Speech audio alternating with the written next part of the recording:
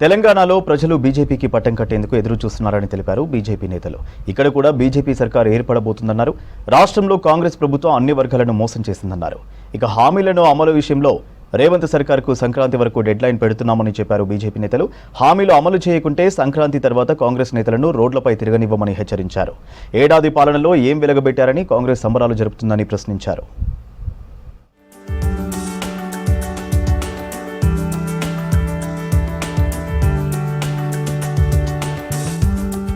తెలంగాణలో బీజేపీ సర్కార్ ఏర్పడబోతుందన్నారు ఆ పార్టీ జాతీయ అధ్యక్షుడు జేపీ నడ్డా.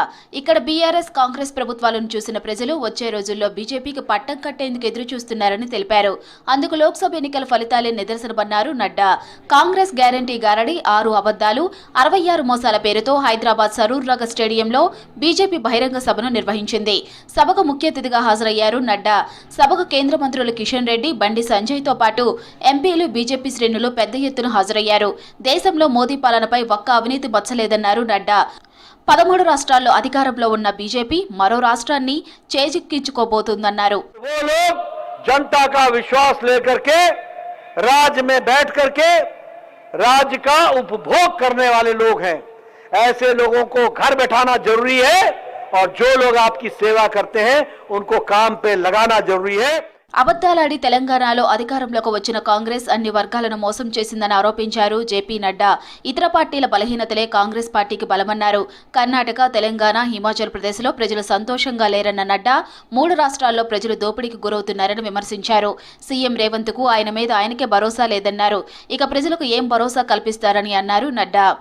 ये जहां जहां अपने पद चिन्ह छोड़ते हैं वापस लौट कर नहीं आते हैं, वो पद चिन्ह ही रह जाते हैं, बाकी खुद नहीं आते हैं. और यही हाल इनका तेलंगाना में भी होगा. కాంగ్రెస్ పాలనతో ఆర్థిక సంక్షోభం రానుందన్నారు కేంద్ర మంత్రులు. ఎప్పుడు ఎన్నికలొచ్చినా బీజేపీదే గెలుపన్నారు. తెలంగాణలో నిజమైన ప్రజాప్రభుత్వం బీజేపీతోనే సాధ్యమన్నారు. కాంగ్రెస్ ప్రభుత్వంపై ఉద్యమ శంఖారావం పూరించామన్నారు కేంద్ర మంత్రులు. ఖచ్చితంగా ఈ రాష్ట్రంలో కాంగ్రెస్ పార్టీ ప్రభుత్వాన్ని గద్దె దించే వరకు వచ్చే శాసనసభ ఎన్నికలు ఎప్పుడు జరిగినా భారతీయ జనతా పార్టీ జెండా ఎగరడమే లక్ష్యంగా ముందుకెళ్తాము. ఈ రోజు ఇప్పుడు ఎన్నికలు నిర్వహిస్తే ఈ తెలంగాణ రాష్ట్రంలో వికసించేది కమలం కమలం కమలం తప్ప కాదు.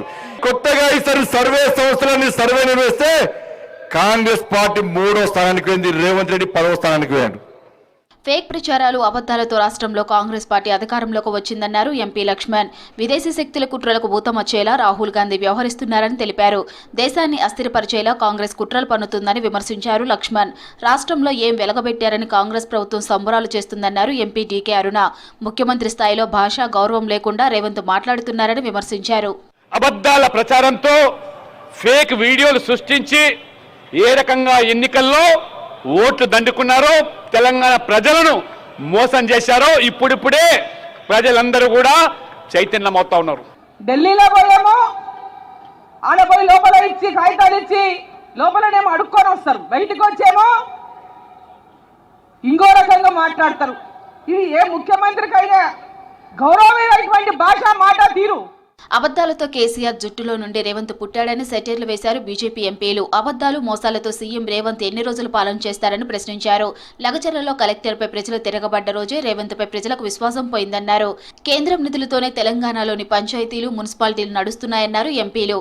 ఒకప్పుడు బలిదేవత అని చెప్పి మాట్లాడినటువంటి రేవంత్ రెడ్డి గారు ఆ బలిదేవత పుట్టినరోజు మార్చిన తెలంగాణ తల్లి విగ్రహం పెట్టి దాంట్లో కూడా మళ్ళీ మన నెత్తి మీద షటగోపురం పెట్టేందుకు వాళ్ళ కాంగ్రెస్ పార్టీ గుర్తు, హస్తం గుర్తుని ఆ విగ్రహం లోపల పెట్టుకుంటున్నాడు తప్ప కొత్తగా ఏం మార్పు రాలేదు. ఒక్క ఏడాది మేము పాలించాము, ఇంకా ప్రభుత్వం పడిపోలేదు. అబద్ధాలు చెప్పినా, గ్యారెంటీలు పెట్టుకోకుండా కూడా మేము ఏడాది సక్సెస్ఫుల్ గా పాలించినాము, ప్రభుత్వం పడిపోకుండా అని సంబరాలు చేసుకుంటారు. దేశంలో క్షయవ్యాధి నిర్మూలన కోసం మోదీ ప్రభుత్వం అనేక కార్యక్రమాలు చేపట్టిందన్నారు కేంద్ర మంత్రి కిషన్ రెడ్డి.